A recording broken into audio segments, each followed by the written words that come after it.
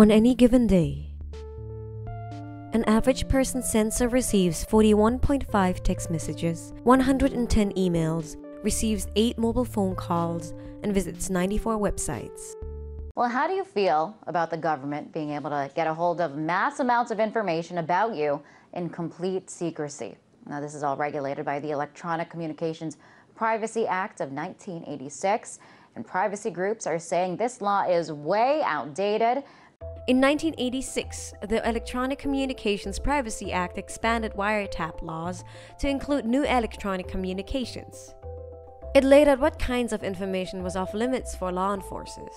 That meant any information, text, sound, or data that was transmitted through and stored on electronic communication systems was now protected.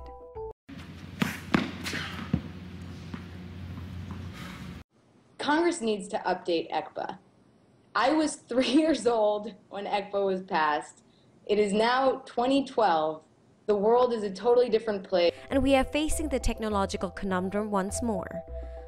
We've added so many data collecting devices to our daily routine that we no longer know what is and isn't part of our private space. Many of these orders are secret forever, because if the government asks a magistrate judge for an order to read your email under ECPA and they never charge you with a crime, you might actually never find out that government agents were reading your email.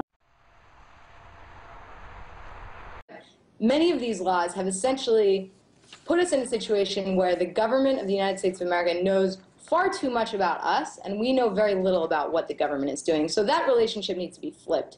We actually, as citizens of this country and of residents of this country, should be able to know what the government's doing,